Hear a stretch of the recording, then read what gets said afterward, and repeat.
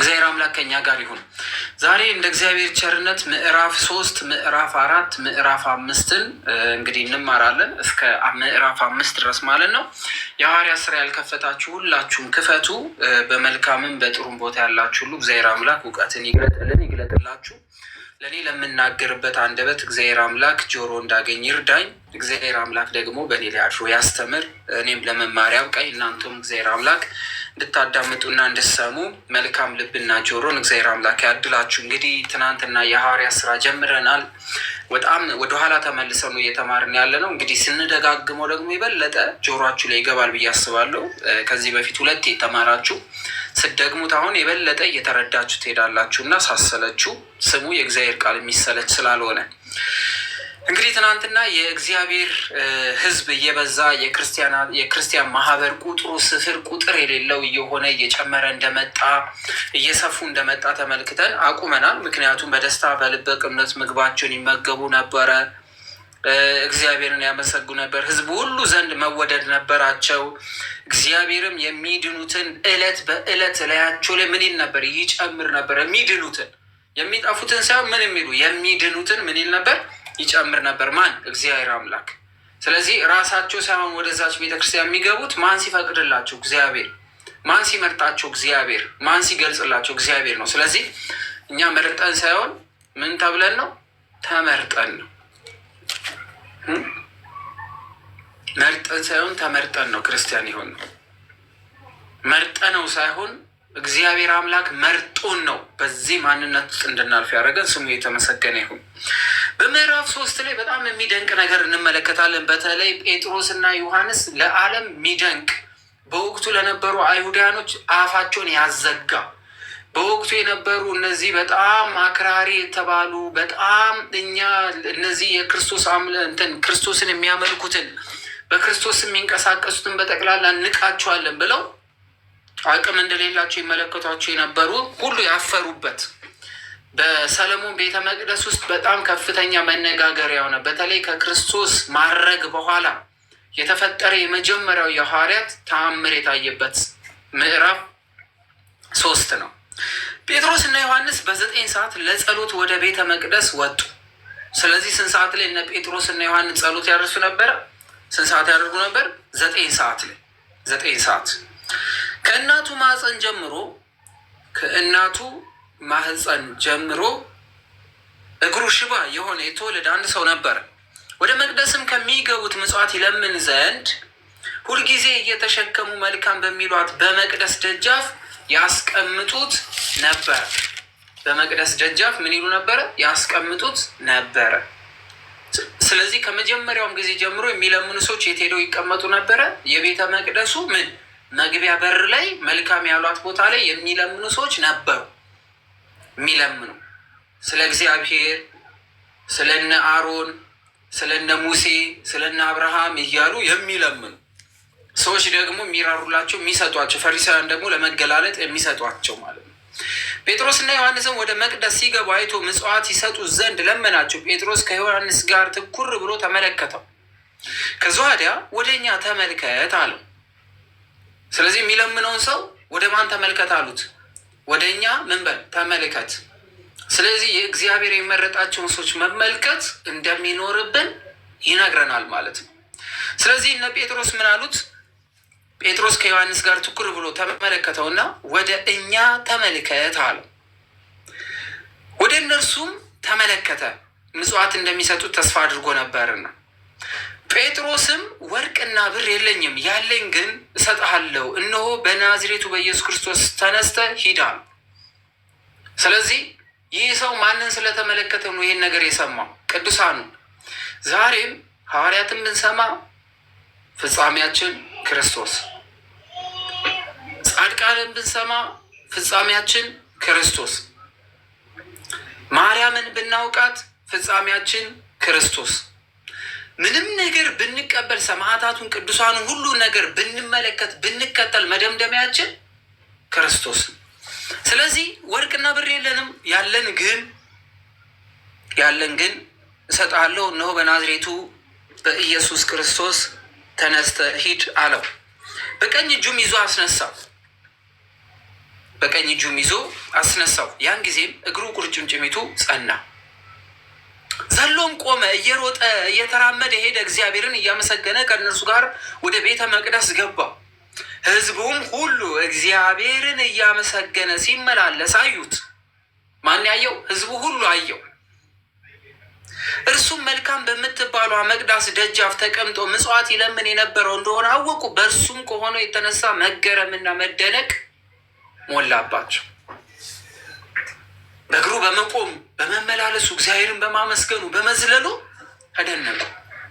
ምክንያቱም መጀመሪያ ምንድን ነው? ከእነሱ በታች አድርገው እሱ ለማኝ እነሱ ተለማኝ፣ እነሱ ሰጪ እሱ ደግሞ የሚሰጠው ብቻ አድርገው ይመለከታሉ። ዛሬ በጣም የደከሙ ሰዎችን የሚለምኑ ሰዎችን ስንመለከት ከኛ በላይ ድንቅ ነገር የማይደረግላቸው የሚመስለን ሰዎች ብዙዎች አሉ።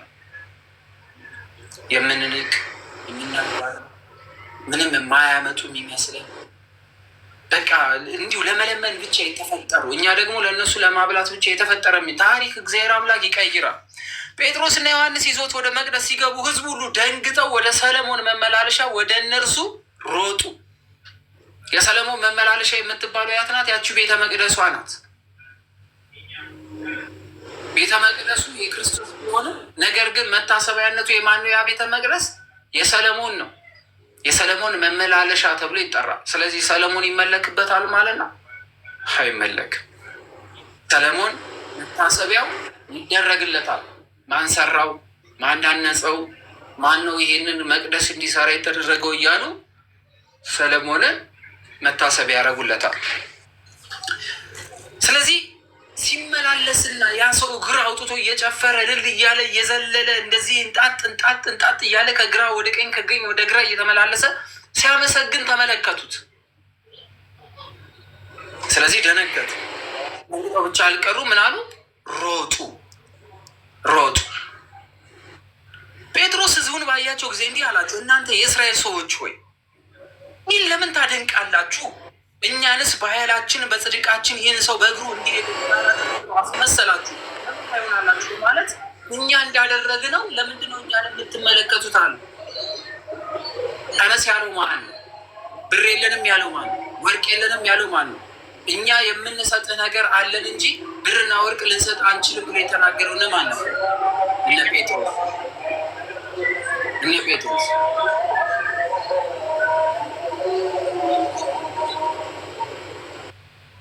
እነ ጴጥሮስ ተነስና ተራመድ ያሉት እነማን ነበሩ? እነ ጴጥሮስና ዮሐንስ። እኛ የምንሰጥ ነገር የለንም፣ የምንሰጥ ነገር ቢኖረን ኢየሱስ ክርስቶስ ነው፣ በእሱ ስም ተነስና ተራመድ ሲሉት ያ ሰው ተነስቶ የተራመደ የእነሱን ቃል ሰምቶ ነው። ሰውየው ቢጠየቅ ማን ነው ይሄን ያደረገው ቢባል ጴጥሮስና ዮሐንስ፣ ከእነሱ መካከል ጴጥሮስ ተናግሮ ነው ይላል። ግን ደግሞ ምን እያሉ ነው እነሱ? ይህን እኛ እንዳደረግን ለምን ትቆጥራላችሁ? ግን ይህን ያደረግነው የአብርሃም አምላክ የይስሐቅ አምላክ የያዕቆብ አምላክ የአባቶቻችን አምላክ እናንተ አሳልፋችሁ የሰጣችሁት እርሱን ሊተው ወዶ ሳለ በጲላጦስ ፊት የካዳችሁት ልጁ ኢየሱስን ገለጠው አለ። የአብርሃም የይስሐቅ የያዕቆብ አምላክ ብሎ ጴጥሮስ ተናገረ። አብርሃም በሕይወት አለ እንዴ? ይስሐቅ በሕይወት አለ? ያዕቆብ በሕይወት አለ? የሉም። በዚህን ሰዓት አሉ? የሉም። እግዚአብሔር አምላክ ምን ብሏል? እኔ የሙታን አምላክ ሳይሆን የሕያውያን አምላክ ነኝ ብሏል። እነሱ ግን ሞተዋል። ግን ሕያውያን የሆኑት በማን ስም ነው? በአምላክ ስም። እግዚአብሔርን የወደደ ሁሉ ምን ሞተ አይባልለትም፣ ሕያው ነው። እሱ የሙታን አምላክ አይደለውም ሲል የካዱ ሰዎችም ማለት ነው። ስለዚህ ይህ የአባቶቻችን ያዕቆብ የአብርሃም የይስሐቅ አምላክ በማለት ያዕቆብ የይስሐቅ አምላክ እስካሁን ድረስ እንደሚጠራበት ነገሩም ማለት ነው። በጲላጦስ ፊት የካዳችሁት ልጁን ኢየሱስን ገለጠው። እናንተ ግን ቅዱስና ጻድቅ ካዳችሁት፣ ነፍሰ ገዳዩን ሰውም እንዲያድንላችሁ ለመናችሁት፣ የሕይወትን ባለቤት ግን ገደላችሁት። ኢየሱስ ክርስቶስ የምን ባለቤት ነው? የሕይወት ባለቤት። ስለዚህ ጌታችን መድኃኒታችን ኢየሱስ ክርስቶስ ሕይወት ምን አራጊ ነው? ሰጪ ነው። የሕይወትን ባለቤት ምን አላችሁት? ገደላችሁት። እግዚአብሔር ከሙታን ለይቶ አስነሳው። በምኑ? በስልጣኑ። እግዚአብሔር የሚለውን ነግሬያቸዋለሁ። የሆነ አካል የሆነን አካል እያስነሳ አይደለም።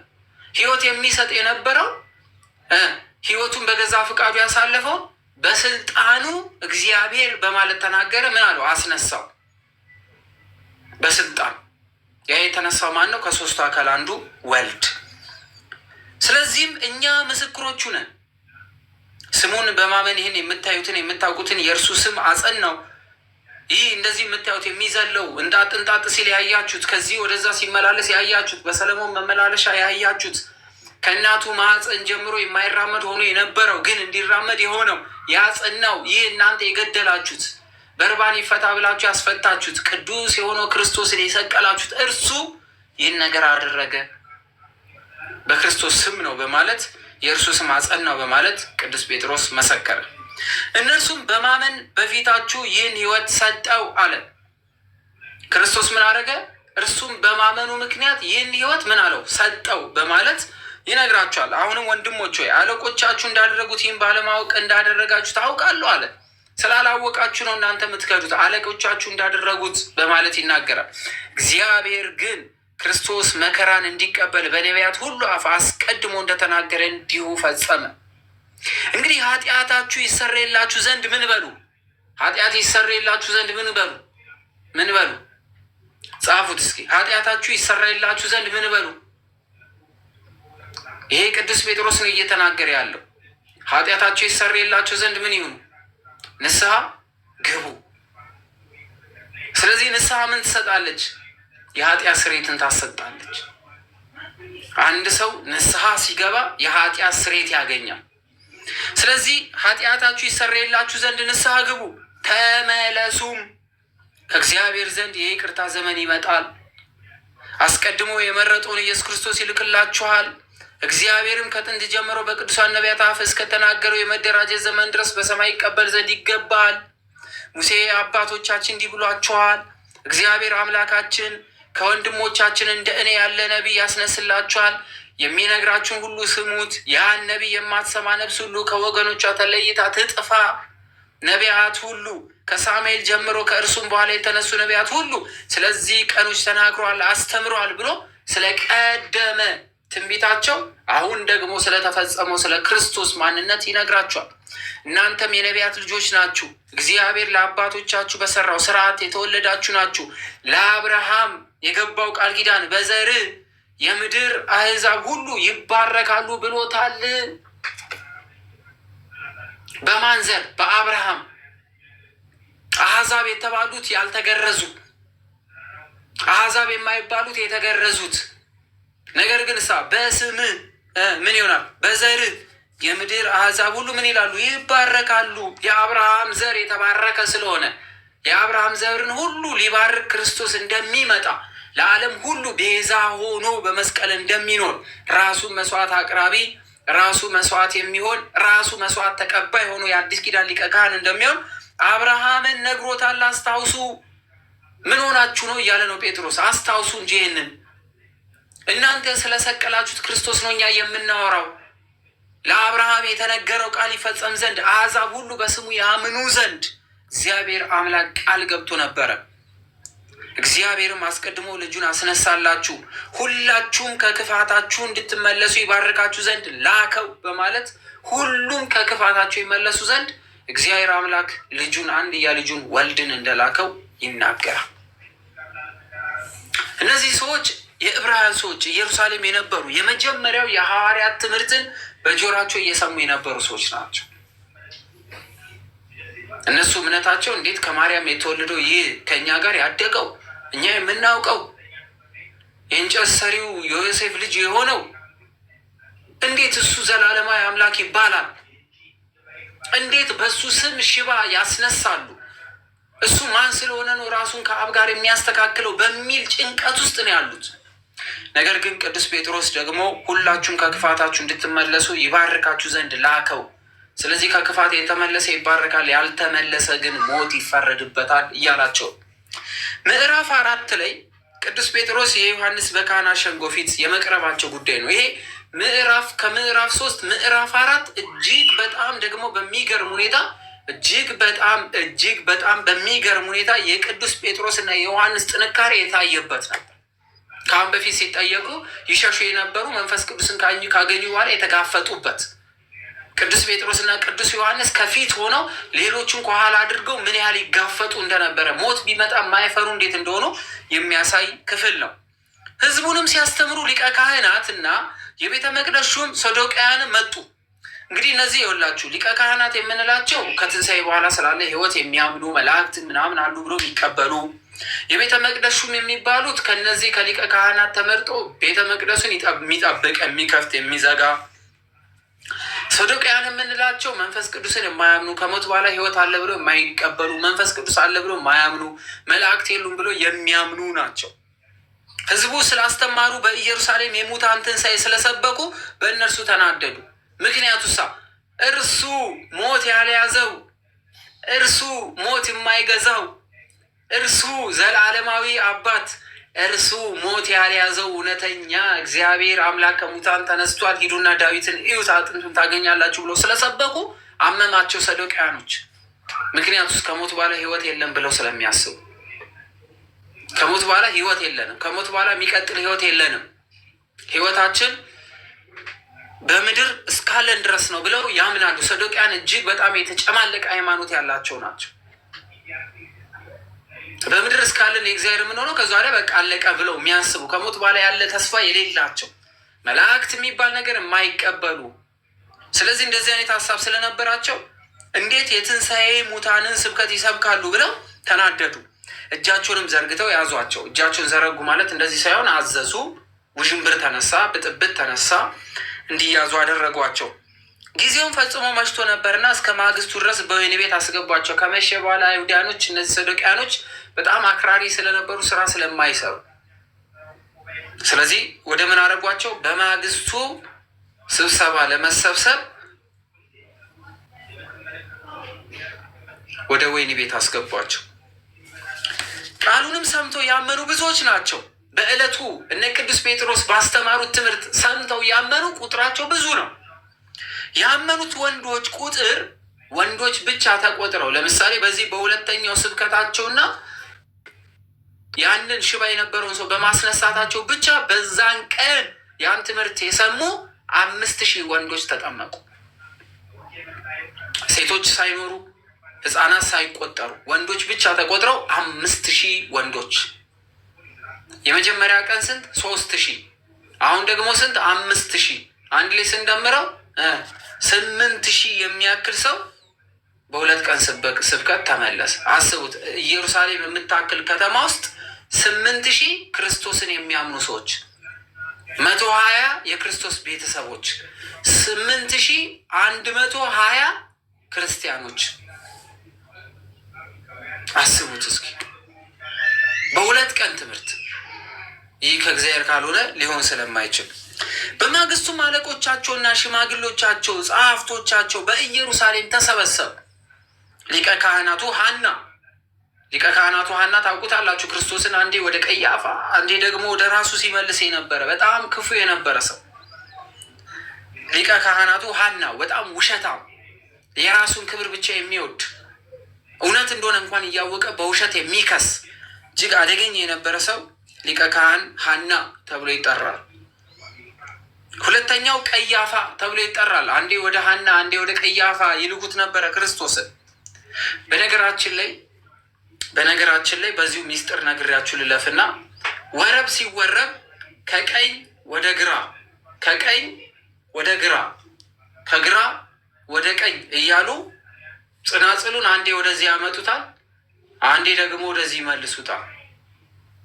ሲንቀሳቀሱ ደግሞ እንደዚህ ይላሉ፣ ይቆማሉ። ከዛ ወደ ደግሞ ይመለሱና ወደዚህ ደግሞ ይቆማሉ። አንዴ ደግሞ ዝቅ ይላሉ፣ አንዴ ደግሞ ቀና ይላሉ። ይህ ከሐና ወደ ቀያፋ፣ ከቀያፋ ወደ ሐና፣ አንዴ ወደ ተራራ አንዴ ወደ ታች ያመላለሱበትን፣ አንድም መስቀል ተሸክሞ መደፋቱን፣ አንዴም መስቀል ተሸክሞ መነሳቱን፣ አንዴም መስቀል አሸክሞት ወደ ቀኝና ወደ ግራ እየገፈተሩ በሱ ላይ እንደተዘባበቱበት ትምህርቱ ይሰጣል። ሌላው እዚህ ጋር እንድታውቁት ከዚህ ሳልዘል በዛው ሚስጥራቶቹን አውቃችሁ እንድትሄዱ ነው። ከበሮ መሬት ተቀምጦ የሚመታበት ብቸኛ ቦታ ማህሌት ውስጥ ነው። ወረብ ሲወረብ ልክ ችብቻቡ ወይም ጭብጫቡ የሚጀመርበት ሳለ ከበሮ ከመሬት ይነሳል። ነገር ግን ደግሞ ገና የመጀመሪያዎቹ መረግዶች ከመረገዳቸው በፊት ወይም ደግሞ መረግድ ማለት እግር እያስመቱ ጽናጽል ወደታች ወደ ላይ እያደረጉ ዝማሬው እየፈጠነ ከመሄዱ በፊት ከበሮ መሬት ተቀምጦ ይመታል። ከዛ ውጪ ግን ለሌላ ዝማሬ ከበሮ መሬት አስቀምጦ መምታት መቀጥቀጥ አይቻልም። እንደነ እንትና ለምን? ሚስጥሩ ምንድን ነው? ለምንድን ነው ከበሮ ተቀምጦ የተመታበት የሚቆረቆርበት? ወይም ደግሞ አንዴ በትልቁ አንዴ በትንሹ በኩል አንዴ በትንሹ ሲቆረቆር አንዴ በትልቁ ሲመታ ምንድን ነው? ጌታችን መድኃኒታችን ኢየሱስ ክርስቶስን መሬት ላይ አስቀምጦት በእርግጫ የመቱበትን፣ ምራቅ የተፉበትን፣ የተዘባበቱበትን፣ የጎተቱበትን ማሰብ ነው። ሲያስቡ ካህናቱ መርጌቶቹ እነ ዲያቆን ኪሩቤልን አይታችሁ ከሆነ በዕለተ ፋሲካ ማግስት ዋዜማው በታላላቅ ክብረ በዓል ላይ ይህን ስራ ሲፈጽሙ እንመለከታለን፣ ስርዓቱን ሲያደርጉት። ስለዚህ ይሄ የምንመለከተው ከብዷቸው ወይም ማንሳት ከብዷቸው ምናምን ሳይሆን ከበሮ መሬት አስቀምጠው ከቀኝ ወደ ግራ ከግራ ወደ ቀኝ እየመቱ በትንሽዬ ይመቱና በትልቁ እየጸፉ በትልቁ ሲጸፉት በእርግጫ በትልቁ ሲሰፉት በጥፊ መመታቱን በትንሽ በኩል ሲቆረቁሩ በድንጋይ በእንጨት አናቱ መምታቱን እያስታወሱ የሰው ልጆችን ጩኸት የጮኸ ነው ብለው ክርስቶስን የእሱን ድምፅ ስንመታው የእሱን ድምፅ እንደሚጮህ ሲናገሩ ከበሮ ላይ ያለው እንደዚህ በቆዳ ሰንበር ተደርጎ የተሰራው 6666 ጊዜ ለሰው ልጆች መገረፉን ትልቁ ገመድ በአንገቱ ላይ ገመድ አድርገው ሲጎትቱት እንደነበረ እጁን እንዳሰሩት ውስጡ የሚገቡ 5ቱ ጠጠሮች የዚህ ሃይማኖት መሰረታችን 5ቱ አዕማደ ምስጢራት መሆናቸውን ሲናገሩ ዝማሬው ይዘመራል። ከበሮ ልብስ የምናለብስበት ምክንያት ክርስቶስን አጥንቱ እስከሚታይ ከገረፉት በኋላ ደግሞ የክብር ልብስ አልብሰናል ብለው እንደተዘባበቱበት ለማሳየት የሚቀመጥ ይሆናል። ስለዚህ ያመኑት ወንዶች ቁጥር 5000 ያህል የሆነው በማግስቱ አለቆቻቸው፣ ሽማግሎቻቸው፣ ጸሐፍቶቻቸው በኢየሩሳሌም ተሰበሰቡ። ሊቀ ካህናቱ ሐና፣ ቀያፋ፣ ዮሐንስና ለእስክንድሮስም የሊቀ ካህናቱ ወገን ሁሉ ከእነርሱ ጋር ነበሩ። በአደባባይ አቆሙና እናንተ ይህን በማን ስምና በማን ኃይል አደረጋችሁት ብለው መረመሯቸው። ማንና ማንን? ጴጥሮስና ዮሐንስን።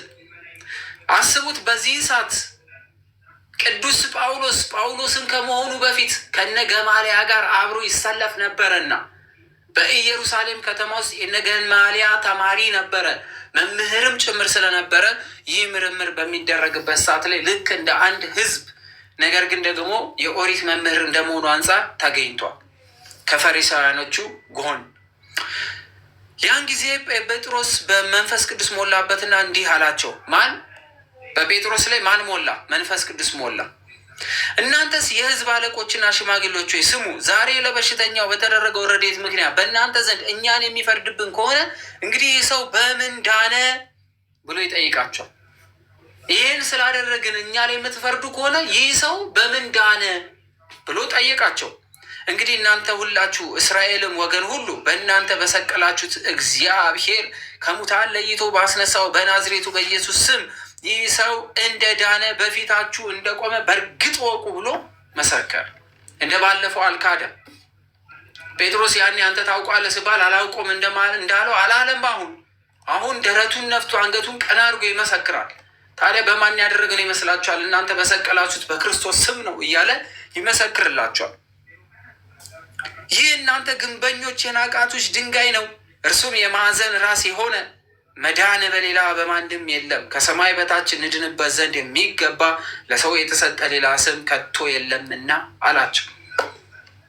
ስለ የትኛው መዳን ይነግራቸዋል? አሁን እዚህ ጋር ስለ የትኛው መዳን ነው? የሰው ልጅ ስለ ዳነበት የመስቀል መዳን፣ ማንም ሊያድነን ስለማይችለው ዘላለማዊ መዳን፣ ማንም ክርስቶስን የእርሱን ያህል ሊያደርግ የማይችል ማንም የፈለገ ያህል ደም ቢያፈስ ክርስቶስ የከፈለውን ቤዛነት መቀበል የማይቻልበት ቤዛ ሆኖ ዘላለማዊ ሕይወት የሰጠ ክርስቶስ መሆኑን ይናገራል እንጂማ እኮ እነ ጴጥሮስም እኮ እያዳኑ ነው። እነ ጴጥሮስ እነ ዮሐንስ ሽባውን እኮ ተነስ ብሎ አድነውታል። ብዙዎች ከመጥፎ ሕይወት ወደ መዳን ተመልሰዋል በእነሱ በኩል። ነገር ግን የክርስቶስን ቤዛነት የሚመስል ሌላ ቤዛነት የለም። ለምን? በነገራችን ላይ ሰሞኑ ትንሽ ውዥንብር ስለተፈጠረ እዚህ ጋር ነክተነው እንሂድ። ምክንያቱም ከሰማይ በታች እንድንበት ዘንድ የሚገባ ለሰው የተሰጠ ሌላ ስም የለም ይላል። ምን ማለት ነው? ለምሳሌ ስለ ክርስቶስ ቤዛነትና ስለ ቅዱሳን፣ ስለ እመቤታችን፣ ስለ ሙሴ ቤዛነት ሰሞኑ እየተነሳ ነው ውዥንብር የመሰለ ነገር። የእመቤታችን ቤዛነት ከክርስቶስ ቤዛነት ጋር ማወዳደር ስህተት ነው። የክርስቶስ ቤዛነት ማንም ሊያደርገው የማይችለው ቤዛነት ነው። እሱ ምንድን ነው? ዘላለማዊ ሕይወት የምንልበት የምናገኝበት ቤዛነት ነው። ከሞት ወደ ሕይወት፣ ከመጥፋት ወደ መኖር፣ ካለመኖር ወደ መኖር፣ ክፉ የሆነው ሰይጣን ከያዘን ሞት ድል አድርገን ዘላለማዊ ሕይወት ያገኘንበት ቤዛነት የተከፈለው በመስቀሉ ላይ ነው። እሱም ክርስቶስ ነው። ለምን? ሊቀ ካህን የአዲስ ኪዳን ራሱ መስዋዕት አቅራቢ፣ ራሱ መስዋዕት የሆነ ራሱ መስዋዕት ደግሞ የሚቀበል ሆኖ የቀረበው ታላቁ የቤተ ክርስቲያናችን ቤዛ ክርስቶስ ነው። ሙሴ ቤዛ ተብሎ ተጠርቷል። ለምን ቤዛ ተባለ ሙሴ?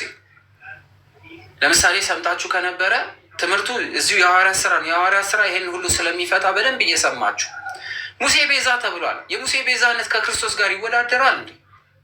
ሙሴ ያደረገው ቤዛነትና ክርስቶስ ያደረገው ቤዛነት አንድ ነው? አይደለም። እንደዛ ብሎ የሚያስብ ካለ ተሳስቷል። በዛ ልክ እያሰበ ለመመስከር የሚመጣ ካለ ተሳስቷል። የክርስቶስ ቤዛነትና የሙሴ ቤዛነት የተለያየ ነው። ለራሱ ለሙሴ ቤዛ የሆነው ማን ስለሆነ? ክርስቶስ ስለሆነ። ነገር ግን የሙሴ ቤዛነት ምሳሌነቱ ለክርስቶስ ነው። እንዴት? እስራኤላኖች በባርነት በተያዙበት ሰዓት ተረግጠው ይመቱ በነበረበት ሰዓት ላይ አንድ የሚያድናቸው ወይም ደግሞ ነፃ ሊያወጣቸው የሚገባ ራሱን ለነሱ ብሎ መስዋዕት ማቅረብ የሚገባው አንድ ሰው ይፈለግ ነበር። እሱም ሙሴ ነው። ስለዚህ ሙሴ በፈርዖን ላይ ምን ሆነ? አምላክ ሆነ። ለእስራኤል ሕዝብ ደግሞ ምኗቸው ሆነ? ቤዛቸው ሆነ። ቤዛ ማለት ዋጋ መክፈል ማለት፣ መሰደድ ማለት ነው። የሙሴ ቤዛነት ሕዝቡን ከፈርዖን ወይም ደግሞ ከግብፃውያን ባርነት ነፃ አውጥቶ ወደ ቅድሲቷ ምድር ማምጣት ነው። የክርስቶስ ቤዛነት ግን ከሞት ነፃ አውጥቶ ወደ ዘላለማዊ ሕይወት ማምጣት ነው። ሙሴ ቤዛ ሆኖ ያወጣቸው እስራኤላኖች ወጥተው የገቡባት ሀገር የምታልፍ ናት። ጌታችን ኢየሱስ ክርስቶስ ቤዛ ሆኖ ግን ያስገባን ደግሞ መንግስት ደግሞ የማታልፍ ናት። ሙሴ ቤዛ ሆኖን ሲያድነን እሱ ለመዳን ቤዛ ያስፈልገው ነበረ። ጌታችን መድኃኒታችን ኢየሱስ ክርስቶስ ቤዛ ሲሆን መዳን የሚፈልግ አይደለም፣ አዳኝ። ስለዚህ የክርስቶስና የሙሴ ቤዛነት አንድ አይደለም፣ ግን ፍጡር ቤዛ ተብሏል። ማን? ሙሴ መጀመሪያ። ሁለተኛዋ ቤዛዊተ ዓለም ብለን የምንጠራት እመቤታችን ቅድስት ድንግል ማርያም ናት። የእመቤታችን የቅድስት ድንግል ማርያም ቤዛዊት መባልና የክርስቶስ ቤዛ መባል አንድ አይደለም። እመቤታችን የሚወድ ሰው ከክርስቶስ ቤዛነት ጋር አጣምሮ እመቤታችን ቅድስት ድንግል ማርያም ከክርስቶስ ጋር እኩል ቤዛነት ከፍላለች ካለ ተሳስቷል። ምክንያቱም የክርስቶስን ቤዛነት የሚያክል ማንም ስለሌለን። ታዲያ የእመቤታችን ቤዛነት ምንድን ነው? እመቤታችን ቅድስት ድንግል ማርያም መሻገሪያ ስለነበረች እግዚአብሔር አምላክ ሙሴ ላይ አድሮ ይመራቸው ስለነበረ ሙሴ ቤዛ ተብሏል። ለማን? ለሕዝቡ። ማን አድረውበት እየመራው? እግዚአብሔር። ማን መንገድ እያሳየው? እግዚአብሔር። ማን ባህሪ እየከፈለለት? እግዚአብሔር። ማን አለት እንዲመጣ እየነገረው? እግዚአብሔር። ማን በተራራ እየጠራው? እግዚአብሔር። ማን ቃል ኪዳን እየሰጠው? እግዚአብሔር። ሙሴ ምን ተብሏል? ቤዛ። ግን ደግሞ ሙሴን ደግሞ ይመራ የነበረው ማን ነው? እግዚአብሔር። እመቤታችን ቅድስት ድንግል ማርያምን ጠብቋት፣ ተጠብቃ መድኃኒቴ ብላው የዓለም ሁሉ ሕዝብ ይድን ዘንድ ሰማይ የማይችለውን ምድር የማትችለውን እውነተኛ አምላክን በማኅፀኗ ይዛ ወልዳ የአምላክ እናት ተብላ ለሰው ልጆች መዳን ምክንያት ሆና ራሷን በንጽህና ጠብቃ በድንግልና ኖራ የአምላክ እናት ተብላ ተጠርታ ቤዛዊት ዓለም ተባለች። ለምን? ቤዛ የሚሆነውን ክርስቶስን እሷ ዋጋ ከፍላ እሷ ተቆጥራ ከሰው ልጆች መሀል አንድ ፍሬ እሷ ተገኝታ ምን እውነተኛ የሆነውን ቤዛ ወልዳ ቤዛዊት ዓለም ተባለች። ከክርስቶስ ጋር ቤዛነቷን ማወዳደር አይቻልም። አዳኛችን ማን ነው? እሱ ዘላለማዊ አዳኝ ክርስቶስ አዳኛችን። እሷ መድኃኒቱን ወለደችና የመድኃኒት ማስገኛ ሆነች። መድኃኒታችን ደግሞ በእሷ አደረና ፍጹም ሰው ተብሎ ተጠራ። ስለዚህ እመቤታችን ቅድስት ድንግል ማርያም ቤዛዊት ብትባል ዘላለማዊ አዳኝ ተብላ አይደለም። ከክርስቶስ ጋር የሚወዳደር ቤዛነት የላትም። ቤዛ ማለት ግን እሷ ለብዙዎች ምንድናት? የመዳን ምንድናት? ምክንያት። ለምን? ሌሎች ሴቶች የሆኑትን ነገር እመቤታችን መሆን ስለማትችል። ሌሎች ሴቶች አግብቷል፣ እሷ አላገባችም። ሌሎች ሴቶች አግብተው ከወንድ ጋር አድረው ልጆች ወልዷል። እመቤታችን በንጽህና እንደታተመች የታተመች በር እንደሆነች እንደተዘጋች የአምላክ እናት ሆናለች። ከዛም በኋላ የአምላክ እናት ሆና ቀጥላለች። ሌሎች የሚሞቱትን ነቢያትን ቢወልዱም እመቤታችን ቅድስት ድንግል ማርያም ሞት በስጋ የተቆጠረለትን ሞት የማይዞን አምላክን ወልዳ ደግሞ ለዓለም ሁሉ ቤዛ ሆናለች። የሚያጨቃጭቅ ሆኖ ነው አይደለም፣ አይደለም። እውነተኛ ቤዛ ክርስቶስ ነው ስንል ዘላለማዊ አዳኝ መሆኑን። ለዚህ ነው ቅዱስ ጴጥሮስ ከሰማይ በታች እንድንበት ዘንድ የሚገባ ለሰው የተሰጠ ሌላ ስም የለም አለ። እንድንበት ዘንድ ሲል ዘላለማዊ ምን መዳን ከኢየሱስ በስተቀር ዘላለማዊ አዳኝ የለም። እነ አብርሃም የጠበቁት፣ እነ ያዕቆብ የጠበቁት፣ እነ ዮሴፍ የጠበቁት፣ እነ የአዳም የልጅ ልጆች የጠበቁት፣ ነቢያቶች የተናገሩለት፣ ዳዊት የጓጓለት፣ እነ ኤልያስ ሊመለከቱት የጓጉለት፣ ሙሴ ሊያየው የጓጓለት፣ ፍጥረት ሁሉ የክርስቶስን መምጣት የጠበቀ፣ ለአብርሃም ቃል ኪዳን የተሰጠበት፣ እነ ኖህ አርቆ የተመለከቱበት፣ እነ ሶምሶም የጠበቁት፣ እነ ዳንኤል የተናገሩለት።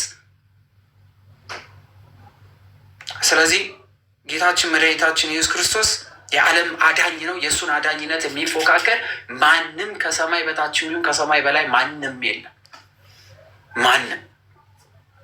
ስለዚህ ስለ መዳን እያወራን ከሆነ ስለምን መዳን? ስለ ዘላለማዊ መዳን እያወራን። ስለዚህ የሚገባ ለሰው የተሰጠ ሌላ ስም የለም ከቶም። ትክክል ነው። አንድ ስም ነው፣ እሱም ያለው ኢየሱስ ክርስቶስ የሚል ስም። ጴጥሮስና ዮሐንስም ግልጥ አድርገው ሲናገሩ ባያቸው ጊዜ ያልተማሩና መጽሐፍትን የማያውቁ ሰዎች እንደሆኑ አውቀው እንደነቁ፣ ሁልጊዜም ከኢየሱስ ጋር እንደነበሩ አውቀው ያን የዳነውን ሰውም ከእሱ ጋር ቆሞ ባዩት ጊዜ የሚሉትን አጡ። አላዳነም ይሄ ስም እንዳይሉ አድኗል። እንዳይናገሯቸው አልቻሉም። በላያቸው ላይ ደግሞ ሌላ ክፉ ነገር ምስክርነት እንዳይሰጡ የሚሉትን አጡ። ሰውየው ድኗል። በምን አዳናችሁ ሲባል በኢየሱስ ስም። ስለዚህ ምን ይበሉ? ከሸንጎም ጥቂት ፈቀቅ አደረጓቸውና እርስ በርሳቸው ተነጋገሩ። ሸንጎ ማለት እንደዚህ ክብ የሆነ ህዝብ ደግሞ ተሰብስቦ ዳኝነቱን በጉጉት የሚጠብቅበት ቦታ፣ እጅግ አስፈሪ የሆነች እቺ ቦታ ወደፊት ታያዋታላችሁ ምን ያህል አስፈሪ እንደሆነች። ምን እናድርጋቸው? እነሆ በእነርሱ የሚደረገው ተአምር በኢየሩሳሌም የሚኖሩት ሁሉ ዘንድ ታወቀ፣ ግልጥም ሆነ አለ። ታስታውሰ ከሆነ ቅዱስ ጳውሎስ ለዕብራውያን ሰዎች ሲናገር ወንጌል በቃል ብቻ ሳይሆን በብዙ ተአምራትም ተሰበከ ብሏቸው ነበረ። ይቺ ቀን የነበረችውን ተአምራት እየነገራቸው ነው። በቃል ብቻ አይደለም፣ በተአምራት ሁሉ የታጀበ ነበረ። በብዙ ተአምራት ምን ሆነ? ወንጌል ተሰብኳል ለዓለም ብሏቸዋል። በቃል ብቻ አይደለም ሲናገሩ የነበሩ ድንቅ ነገር፣ ሰዎች የማያደርጉትን ነገር ሁሉ ያደርጉ ነበር። ስለዚህ ወንጌል በብዙ ተአምራቶች ውስጥም ታጅቦ ምን ሆኗል? ምስክርነት እየሰጠ እግዚአብሔር አምላክ አግዟችሁ ስለነበረ፣ ስለዚህ ፈሩ። በኢየሩሳሌም በሚኖሩ ዘንድ ታወቀ፣ ግልጥም ሆነ፣ ልንሰውሩ አንችልም አሉ። የእግዚአብሔርን ስራ ሊሰውር የሚችላለ? ማንም የለም። ማንም የሰው ነገር ሊሰውር ይችላል። አምላክ የፈቀደውን ማን ሊሰውረው ይችላል? ማንም። ነገር ግን በሕዝቡ ዘንድ እጅግ እንዳይስፋፋ ዳግመኛ በኢየሱስ ስም ሰውን እንዳያስተምሩ አጠንክረን እንገጽሳቸው አሉ። ምን እንዳይሉ? በማን ስም እንዳያስተምሩ? በኢየሱስ ስም። ኢየሱስ የሚል ስም ጠርተው እንዳያስተምሩ፣ ጠርተውም በኢየሱስ ስም ፈጽመው አትናገሩ፣ አታስተምሩ ብለው አዘዟቸው። ዛሬ እንደዚህ አይሉንም? ብዙዎች እንደዚህ አይሉ? እንዳታስተምሩ። ማን ስለሆንክ ነው? ምን ስለሆንክ ነው? አንተ ማን ነግሮ ነው? አንተ ማን ስለሆንክ ነው? ከዚህ በኋላ ታስተምርና ከዚህ በኋላ እንዴት ልና ምናምን የሚሉ ሰዎች የሉ።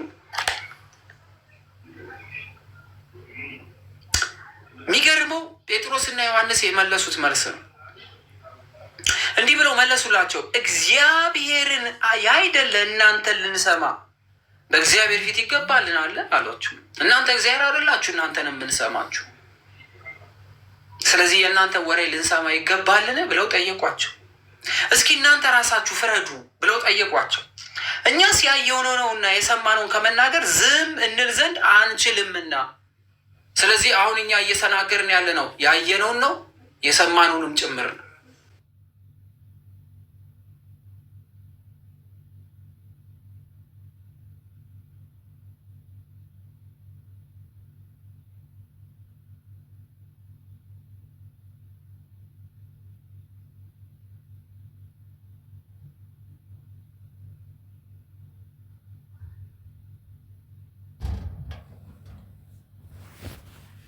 አያስቀርም። ነፍሳችንን በዚች ምድር ላይ አንተዋትም። ዘላለማዊ ወደሆነ እግዚአብሔር መንግስት የምንሄድ ስለሆንን አንፈራም። ማንም መጥቶ መጮህ ይችላል፣ መፎከር ይችላል። ስለዚህ ከመናገር ዝም እንል ዘንድ አንችልም። እነርሱ የሚቀጡበትን ምክንያት ስላጡባቸው ገጽሰው ለቀቋቸው። ስለተደረገው ተአምር ሕዝብ ሁሉ እግዚአብሔርን አመሰገኑ። ይህ የድህነት ምልክት የተደረገለት ያ ሰው ከ40 ዓመት ይበልጠው ነበረና ተፈተውም ወደ ሰዎቻቸው ሄዱ። ሊቀ ካህናት ሽማግሌዎች ያሏቸው ሁሉ ነገሯቸው። ይህም በሰሙ ጊዜ በአንድነት ቃላቸው ወደ እግዚአብሔር ከፍ አድርገው እንዲህ አሉ። ከፈተና መልስ ጸሎት አለ። ሰማይና ምድርን ባህርና በውስጣቸው ያለውን ሁሉ የፈጠርክ አንተ እግዚአብሔር ሆይ፣ አንተ ራስህ በአባታችን በባሪያ በዳዊት አፍ በመንፈስ ቅዱስ እንዲህ ብለህ የተናገርክ፣ አሕዛብ ለምን ተሰበሰቡ? ሕዝቡስ ለምን ከንቱ ነገር ተናገሩ? የምድር ነገሥታትስ ለምን ተነሱ? አለቆችስ ከእነርሱ ጋር አብረው በእግዚአብሔር በመሲሁ ላይ ለምን ዶለቱ? በቀባኸው በቅዱስ ልጅ ላይ የሄሮድስ ጴንጤናዊ ጲላጦስ ከወገኖቻቸው ከእስራኤል ሕዝብ ጋር በእውነት በዚች ሀገር ላይ ዶለቱ። እጅህን ምክርን እንዲደረግ የወሰኑ ይፈጽሙ ዘንድ አሁንም አቤቱ ትምክህታችን ነው ተመልከት። ቃልህንም በግልጥ ያስተምሩ ዘንድ ለባሮች ስጣቸው። በቅዱስ ልጅህን በኢየሱስ ክርስቶስ ስም ሕመሙን ትፈውስ ዘንድ ታምራትና ድንቅ ስራን ታደርግ ዘንድ እጅህን ዘርጋ ብለው ጸልዩ። ከቁጣና ከጩኸት በኋላ ጸሎት አለ። ከመከራ በኋላ ጸሎት አለ። የመጽናት ጸሎት፣ ያለ መፍራት ጸሎት፣ የመጠንከር ጸሎት፣ የምስክርነት ጸሎት፣ የእግዚአብሔር ልጅነትን ምስክርነት የሚሆን ጸሎት፣ ድፍረት የተሞላ ጸሎት። እግዚአብሔር አምላክ ይገጽሳችሁ። ሼር አድርጉት ሁላችሁ።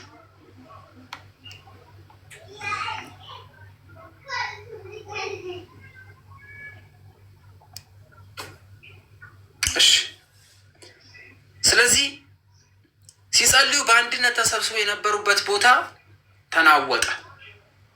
በአንድነት በአንድ ልብ ሆነው ምን ያደረጉ ስለነበረ? ጸሎት ያደረጉ ስለነበረ ምን ሆነ? ቦታው ምን አለ? ተናወጠ። በሁሉም ላይ መንፈስ ቅዱስ ሞላባቸውና የእግዚአብሔርን ቃል በግልጥ አስተማሩ። እግዚአብሔር አምላክ ከኛ ጋር ካለ ምንፈራው ነገር የለም። ምንፈራው ነገር፣ የሚያስፈራን ነገር፣ የሚያስደነግጠን ነገር ምንም የለም። ስለዚህ ከዛ ቁጣ በኋላ በኢየሱስም እንዳታስተምሩ፣ ከዚህ በኋላ ብናያችሁ በቃ እንገላችኋለን፣ እንገርፋችኋለን፣ ይኸው ሰብስበን በህዝቡ ፊት ነው የምናዋርዳችሁ፣ ኢየሱስ ክርስቶስን እንደሰቀለው እናንተን እንሰቅላችኋለን፣ እንዳሰብኩ ምናምን ወዘተረፈ ምንም ቢጮህ ግን እግዚአብሔር አምላክ እስካለ ማንም ወደኋላ አይመለስም። ስለዚህ ምን አሉ? ጸለዩ፣ የእግዚአብሔርን ቃል በግልጥ አስተማሩ፣ መንፈስ ቅዱስ አብሯቸው እንደሆነ መሰከረ። ያመኑት ሁሉ አንድ ልብና አንድ ነፍስ ሆነው ይኖሩ ነበረ። በውስጣቸው የሁሉ ገንዘብ በአንድነት ነበር እንጂ ይህ የኔ ገንዘብ ነው የሚል አልነበረም። ለአገልግሎት ያላቸውን ነገር ሁሉ ይሸጡ ነበር። ለምግብ፣ ለመጠጥ፣ ለሚንቀሳቀሱበት የሚጨመሩ ሰዎችን ወደ አንድነት ለማምጣት የሚጨመሩ ሰዎች ሁሉ መሬታቸውን እየሸጡ በከፊል በግማሽ በሙሉ እየሸጡ ገንዘባቸውን አምጥተው ያኖሩ ነበረ። ሐዋርያት ለአገልግሎት ይጠቀሙት ነበረ። ዛሬ እዚህ ጋር ግሸን ማርያም ጣሯ አፈሰሰ ብላችሁ ትለምናላችሁ፣ እንትን እንደዚህ አፈሰሰ ብላችሁ ትለምናላችሁ፣ እንትን ደግሞ እንደዚህ ብላችሁ ትለምናላችሁ ምናምን ብሎ የሚሰለችዋል። አንድ ብር የማይሰጥ ጎንደር ማርያም ላይ ሲለመን ያልነበረ አክሱም ጽዮን ላይ ሲለመን የነበረ ብር ሰጥቶ ይጸድቃል። አክሱም ላይ ያልነበረ ዋልድቤት ላይ ሲለመን ሰጥቶ ይጸድቃል። አሰልቹ ጆሯቸው እንዳይሰለች ሰው በሚሰጠው ምህረት ስላለው ከእነርሱ አንድስ እንኳን ችግረኛ አልነበረም። ቤትና መሬት ያላቸው ሁሉ እየሸጡ ገንዘቡን ያመጡ ነበር። ለምን? ቤት መሬት እየሸጡ ለአገልግሎት ለወንጌል ይሰጡ ነበረ። ብር ስላልነበረ አምጥተው በሐዋርያት እግር አጠገብ ያኖሩ ነበር። እነርሱም ለእያንዳንዱ እንደ ፍላጎቱ ይከፍሉት ነበር። በሐዋርያትም ዘንድ ትርጓሜው የመጽናናት ልጅ የሚሆን በርናባስ የተባለ የሌዊ ወገን ስሙ ዮሴፍ የሚሉት አንድ የቆጵሮስ ሰው ነበር። እርሻው ነበረው። ሽጦ ገንዘቡን አምጥቶ በሐዋርያት እግር ስር አጠገብ አኖረ። ራሱን የሸጠው ሽጥ ብለውት አይደለም፣ ሽጥ ብለውት አይደለም። አምጥቶ በእግራቸው ስር ምን አለ? አኖረ። ከዛ ላይ ምን ተፈጠረ የሚለውን እንመልከት። ደከማችሁ? ከደከማችሁ አንድ ቁጥር ጻፉልኝ እስቲ።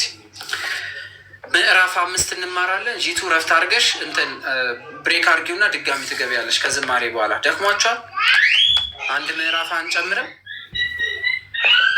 ከደከማችሁ ያው ጨምራለን።